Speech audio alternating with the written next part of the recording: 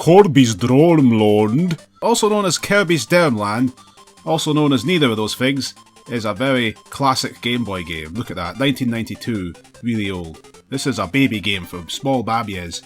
Its intention was to be a game for newcomer game players back then. I'm not calling them gamers, I always hated that word. For babies that can play games. Look at Kirby bouncing in. Kirby's the little puffball that stars in this. It is his Dreamland after all. Kirby! A fine character, named after a brand of vacuum cleaner. Or at least I'm guessing that's why they called him Kirby. Because Kirby is quite famous for one of his special abilities. Which we'll be seeing. Look at them all bouncing in wackily there. Oh, yeah! What is Kirby's ability? Stage 1, Green Greens. What a name. It's not just green, it's a bunch of greens of green. The greenness has greens, or the greens have greenness, I should say. Forgive me for saying that incorrectly. But Kirby's special ability is he can suck. He's a little ball, he's just a circle. He can suck, and he can fly. Oh, he can fly for all eternity in this game, there's no limit on that. But he can suck enemies. There's an enemy, it's an outrageous enemy. Oh no, please, don't touch me. Get away from me, man! I'm the beast! You don't mess with me! There. Yeah, Kirby can suck them up and he can swallow them. But there's absolutely no reason ever to swallow anything in the original Kirby's Dreamland. Unlike all subsequent games in the series, where you could get special powers. There's none of that in this.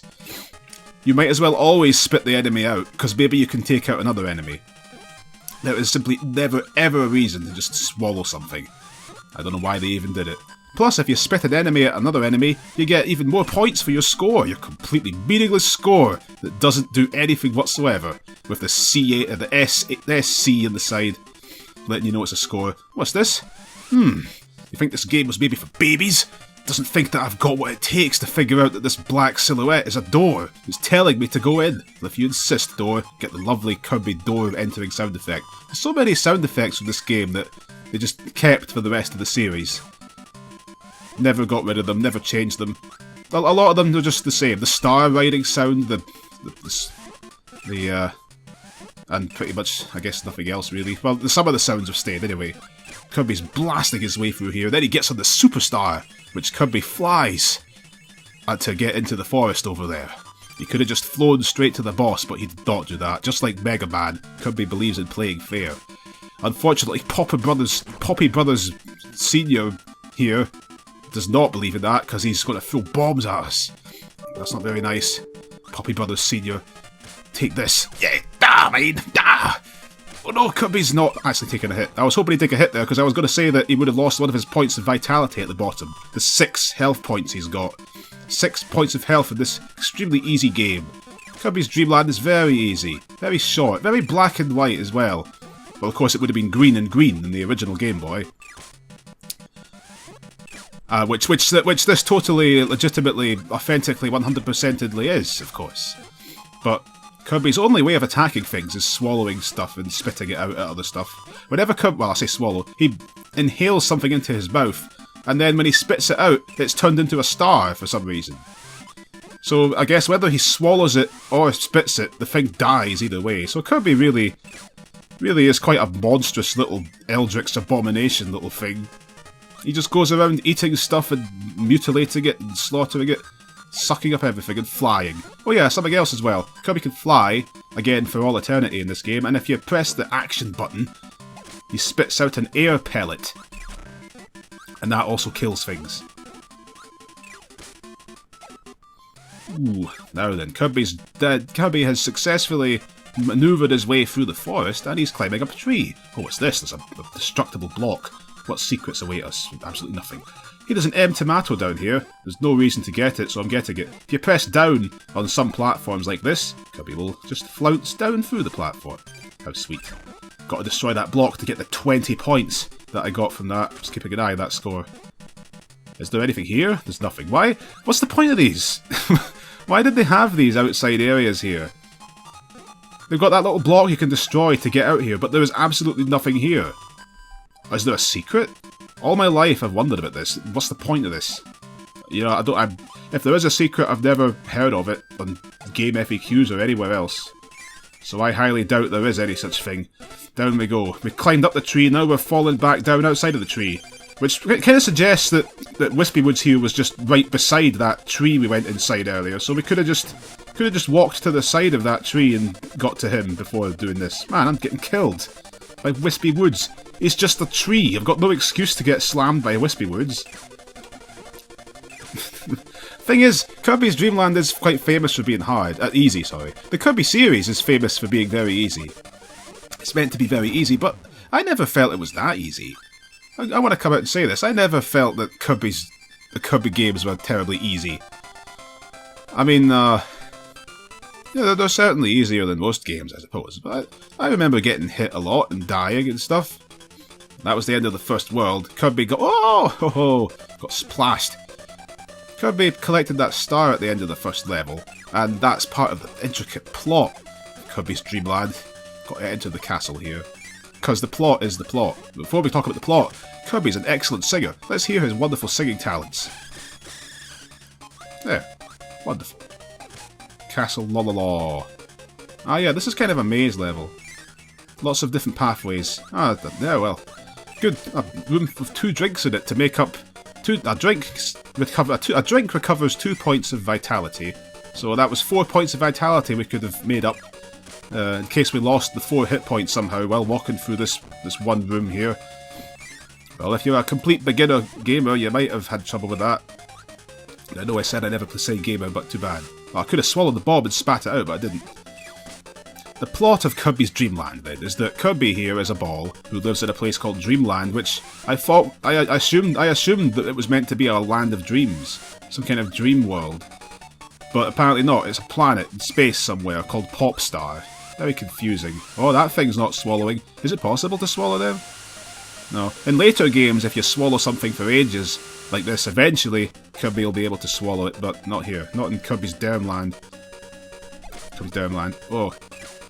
The plot is that the evil King DDD, is a penguin king, for some reason decided that he wanted lots of food, so he stole all the food in the planet. All of it. Took it to his castle, in which it somehow fits. Oh, what? I was going to go back out, because I wanted to see what was in the first room, but you can't go back in here. It's an illusion, I thought that was a doorway.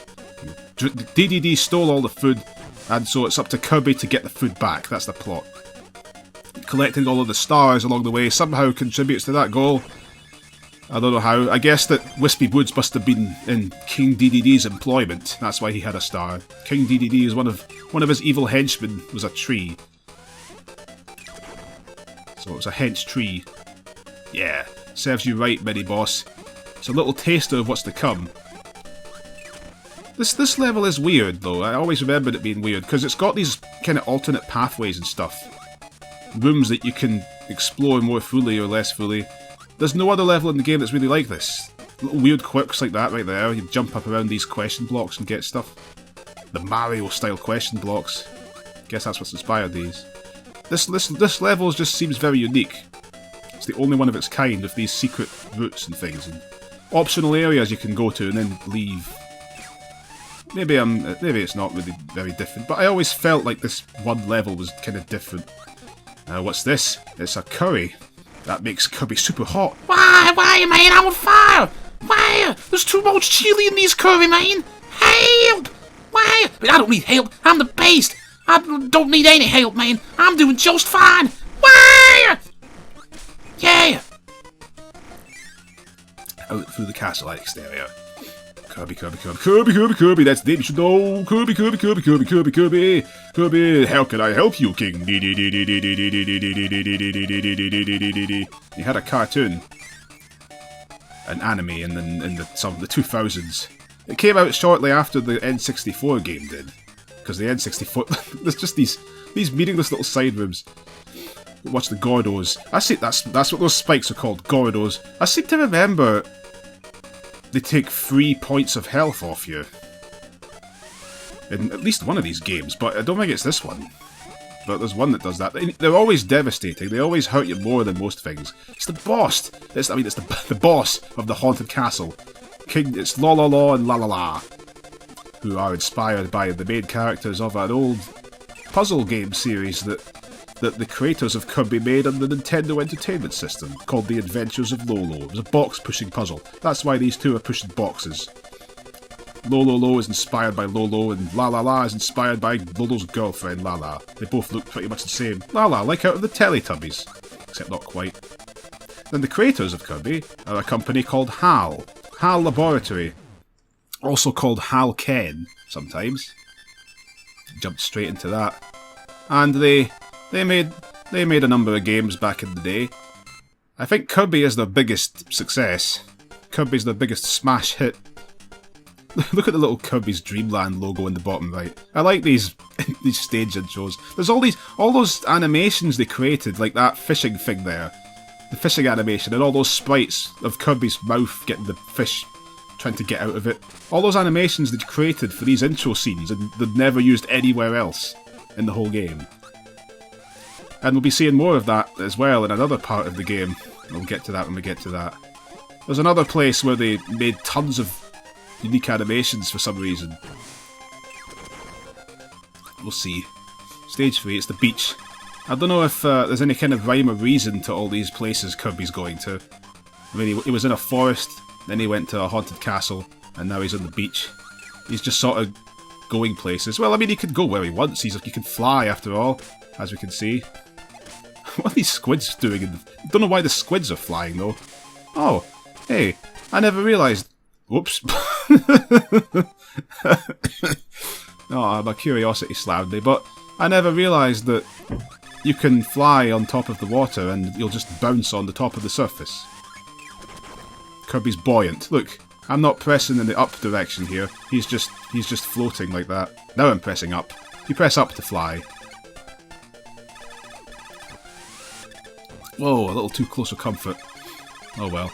Well, unfortunately I lost one of my 4 lives that I started with. Haven't found any extra lives yet though. Because even though Kirby's Dreamland is supposed to be easy, and it's supposed to be an easy series, because it was made in 1992, it's very old. So it was easy for the standards of 1992, sure, but it's probably not so easy by modern standards. Or maybe it is, I don't really know. What I'm saying is that it's not a complete cakewalk. It's not like Barney's hide and seek, where it just completes itself if you just stand still long enough. Kirby could still give your 5-year-olds a challenge. Kirby's Pinball Land springs to mind as a game that I thought was pretty hard. That was not easy, that's for sure. You're just bouncing the flippers all over the place, trying not to lose. 3 lives and it's game over. You've got to complete all the different levels and stuff. Really hard to get anything done. Kirby's Dream Course, the golf rip-off game. That was hard. It was hard to get the medals. It seemed impossible to get those medals. Oh, I almost fell into the spikes. I think they might do 2 points of damage as well. I don't strictly remember. What's down there? Is this progress or is it... It's progress. Can we go back again? No, we can't. It keeps putting these doorways to let you go back, but it's an illusion. You can't go back. It won't let you. There was a M tomato at the top of the screen. But whatever. Not exactly starving for those things, are we? Would you believe me if I told you that we are approximately halfway through this game? Because we are. Let's get in the water. But oh no, it takes away Kirby's curry powers. Kirby's super curry powers, which never appear again after this game. That's the last we see of Curry Kirby. It's also going to be the last we see of one of the other power-ups in this game, which we have not yet seen.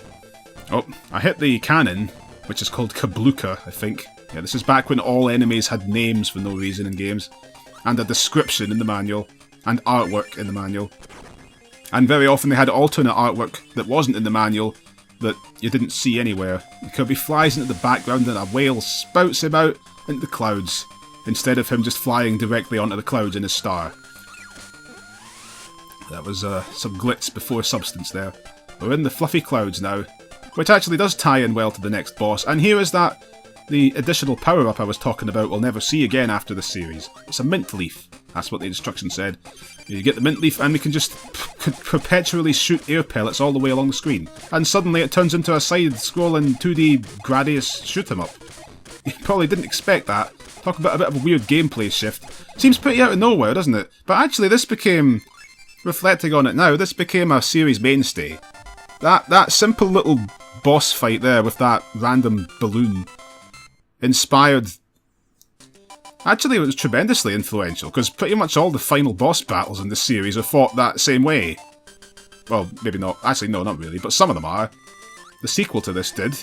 And, yeah, 2D side-scrolling shoot-em-ups are quite common in this series, and it's all because of that one fight at the start. That one boss battle in the first game that they thought they'd make it a bit interesting influenced the whole series. It's funny how that happens. We fought that cannon in the clouds, and now we are continuing to be in the clouds, fighting things. Ooh, look at those guys. They look happy, don't they? What a jolly creature. Suck them up. Oh, it turned into a monster! Ah! Well, look at that one-eyed demon. Look at that thing. That's another thing about the Kirby series. That people like to joke nowadays about Kirby being a monster. He sucks everything up and swallows it. He's horrifying. But even when I was a child, I thought that Kirby had some weirdly demonic stuff in it. Some strangely sinister things. These Scarface with the Cyclops fang faces when they go evil like that. The famous nightmare enemies, or dark matter, or whatever it's called. The dark final bosses in some of these games, pretty creepy. There's some like strangely sinister stuff in this series. In Kirby 64, there's a bunch of cutscenes early on in the game where a bunch of the main characters turn evil. And when it happens, I thought that was pretty sinister as well. The way that they show it is kind of shocking. Especially DDD when he just floats up into the sky. And then, yeah, in Kirby's Dreamland 2, DDD is possessed and his stomach bursts open and turns into a set of gnashing teeth. It's quite sick stuff in this series. I always thought there was something sinister under Kirby's heart. Whatever, the Scarface there explode for some reason when you kill them. Bronto Burts are the apples and Waddle Dees are the things. Or there's Sir Kibble. But as I was saying earlier, one of the things that sets the first game apart from literally every other Kirby game is he's got no special powers at all. All he can do is swallow things. Very simple. But you know what, I think part of the reason Kirby was so successful is that even though it was so easy and short, the game is nearly over already, it's got so much personality and charm. When you hit a wall, look how this little star pops out of Kirby. They didn't have to do that. Not only does it pop out of Kirby, but it pops out in a completely random direction. Look, that one popped down, that one popped down, that one popped to the side, you know? Just all of these, right from the start, Kirby had an awful lot of attention put into him. Especially for a game of its time. Very uncommonly seen in 1992. Oh, no! I was trying to head for the power-up. I knew there's a power somewhere nearby. A hidden secret one. But I failed to collect it. I won't fail this time, though. Whoa! Eee, into the water. Hey. I just realised we skipped a whole... Oh, one of these mint leaves again. I thought okay, I thought the boss fight with the balloon was the only place you got that mint leaf, but no, you get it here too. Although in this one, the air pellets don't shoot all the way across the screen. They did in the first place. I just realised right now, there's a secret area in the Lololo Castle that I just didn't go to at all, where you go under the water. And there's a invincibility candy, which we've not seen any of yet in the whole game so far. In fact, I don't know if we're ever going to see it again now. Got to battle this mini-boss. It's an eyeball. Ew! That's right. And he shoots bullets, and he does the same pattern every time. Oh, out it comes. And that's that done. Did you notice that, though? The eye flew away into the top right corner. Wonder what's going to happen with that. Kirby doesn't care as he flies all the way up into the stars in the sky. And another one of these things. They're just dropping these out like the candy pot lollipops that they're not dropping out. I hope we're going to see one of those eventually. I want to show off everything in Kirby's Dreamland. Oh, you just keep firing the wind, Kirbers.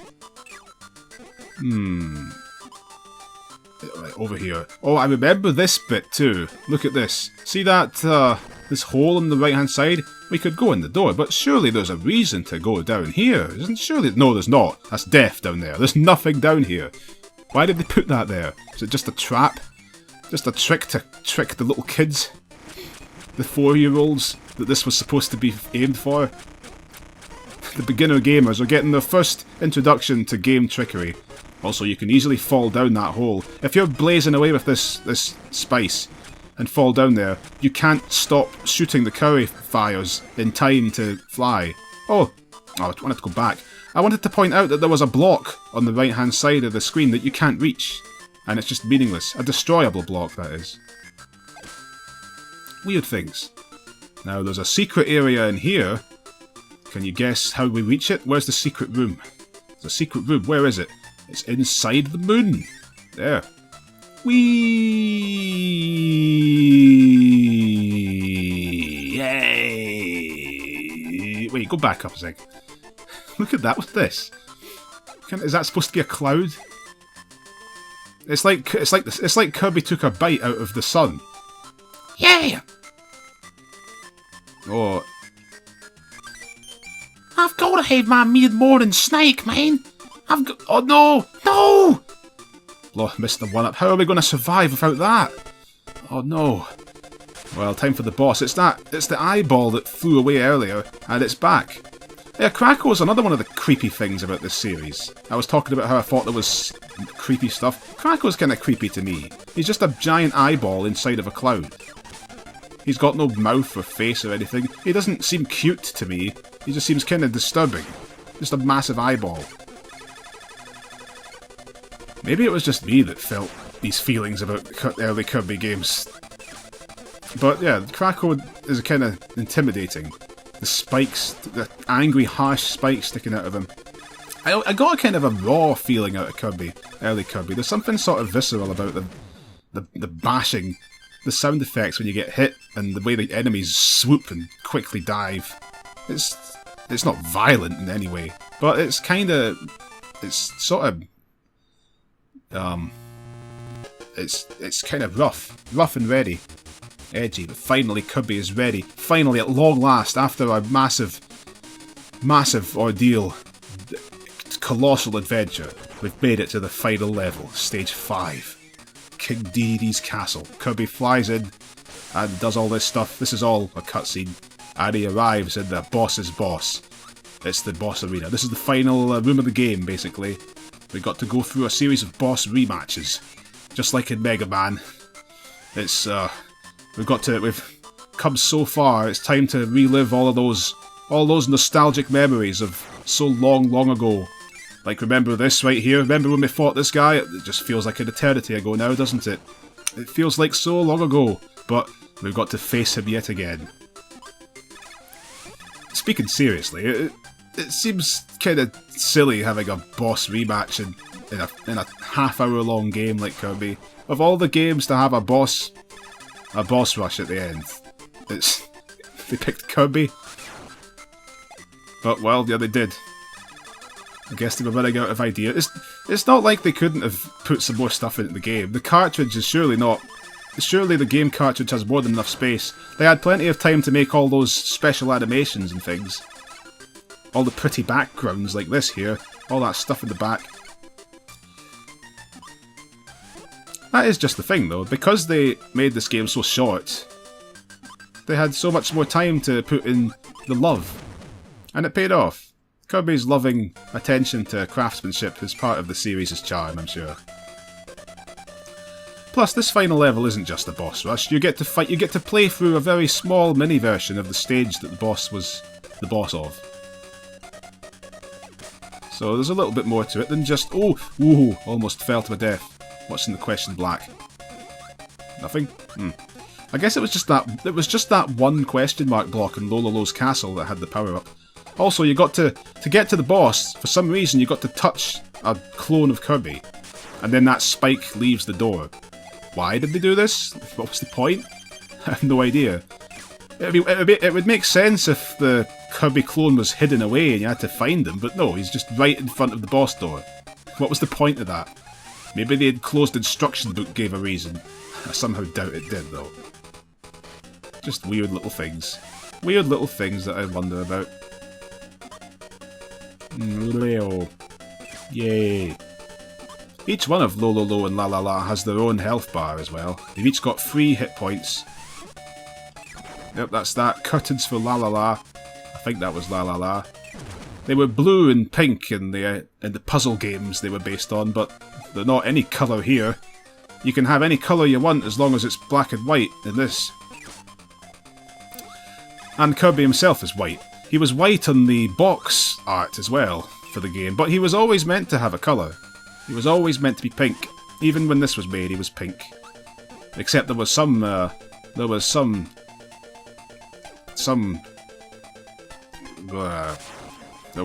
disagreement over which colour Kirby ought to be.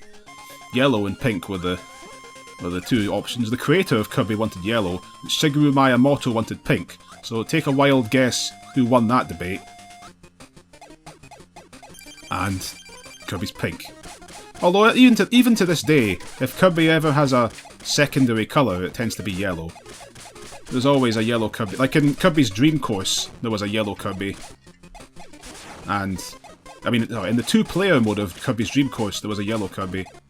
And yellow Kirby keeps on popping his trunchicles up every now and then.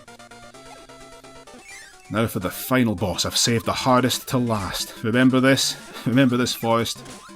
It's like when you were just a little baby. The world seemed so fresh and new. Everything was so exciting and original and stuff. And when we were revisiting the... I thought the branch was going to be a platform. I thought that would be a platform. I thought it would save me.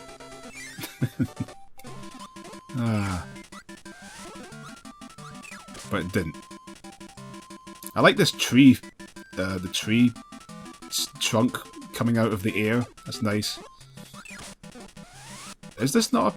Oh, it is. I guess I just didn't jump on it correctly. I thought that was a platform. I was correct. It's completely pointless.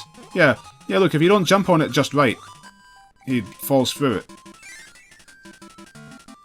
And here we go, into this little area again.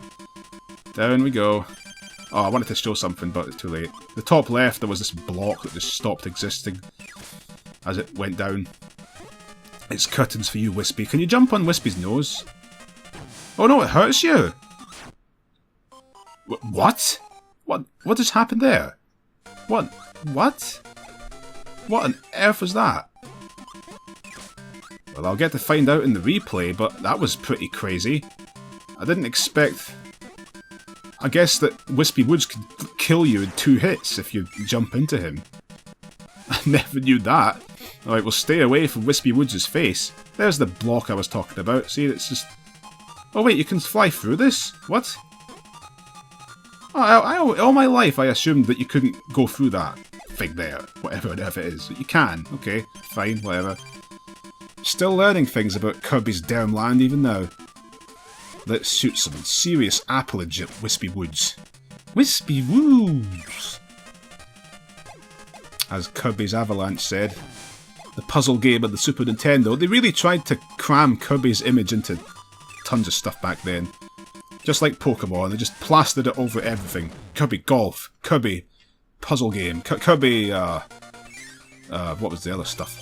There was a ton of... I think there was a Kirby cross-stitching knitting game in Japan. One of those weird Japan-only things. Anyway, now we've finally made it to the final battle with King Dedede. We had to fly into his self-portrait, where he's giving the peace sign, despite being the villain. It's kind of weird, but there you go. King Dedede also got trotted out a lot as the big bad guy in the early Kirby games, which they sort of stopped doing that after a while. Dedede was always the villain in these spin-offs and things, but by the mid-90s, I don't think he was ever the bad guy again. He's just sort of there. He just exists. He's the king.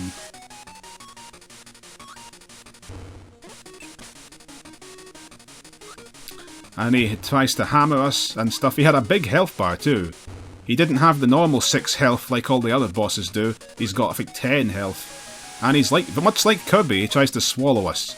It seems like they were going for a sort of how he's like the evil version of Kirby. The way he swallows things. And he also flies. Don't know if he does that in this game, but he in later games at least, he has a flying move where he can fly. He just tries to just fall into you. So yeah, King DDD has some traits in common with the Curbster. He's a crafty counterpart. But Kirby is more than a match for this rather oversized penguin with a hat and a cloak and stuff. Only way to hurt Dedede is to shoot his stars back at him. The stars that appear when he tries to hammer you. Or slam you like this. Yeah! That does it. King Dedede is now dead. Off he goes. Whoa! Rocketing through his castle. The castle's all sad because it's lost its master. Oh, Kirby's not sad. Kirby actually never looks happy in this game. He's just got a dot for a mouth. Kirby always has this sort of just blank expression in this game. He never smiles once. Ever. I think even in the ending, when it gets to the close-up of him in the ending, we're going to see he doesn't smile. Kirby never ever smiles. Just like Hello Kitty, who doesn't have a mouth. But Kirby managed to use the power of the stars that he collected over the game to prop up the castle and collect all the food. And now Kirby's turned into a massive balloon, a hot air balloon, which he's using to carry the castle back to Dreamland to deliver all of the food to all of the entire planet's inhabitants who lost all their food. And that was it. That really was Kirby's Dreamland. Pretty short, don't you think? Really short, quick, nice, cute game with a cute character. Had a cute character, lots of love and attention crafted onto it. Lots of young children played it and didn't have a really, really hard time doing so. So there's a lot of fond memories. And Kirby made an excellent legacy for himself. Became one of Nintendo's mainstay characters, one of the big faces. And he's still getting games made to this day. So good job, Kirby. Good work. What's this? Kirby's exploded, and the stars prop the castle up in the air while Kirby falls down, and the food falls down for everyone to eat. I hope that hope it doesn't fall on the ground though. Or let's hope that we've got let's hope the ground's all clean so that the food doesn't get contaminated. But well, bye-bye, that's it. But what's this? Maybe not bye-bye. Because, look, extra game. Press up A and select on the title screen to start a new adventure. And what's that? Go uck. You're in the way, DDD. Get out of the way. I can't read that text. Oh dear. He's a bit displeased, isn't he? He's upset because Kirby beat him. Don't feel bad, King DDD. It's not so bad. Get another chance. You've got another chance to take down the Curbster. Because what is extra game? It's a new adventure. Let's see exactly what it is. By the way, that was some brand new animations there, just for this one little scene. Created all those animations for DDD. And that's not the last of the new animations either, but I'm getting ahead of myself. Let's find out what this secret super special code does, huh? Let's find out.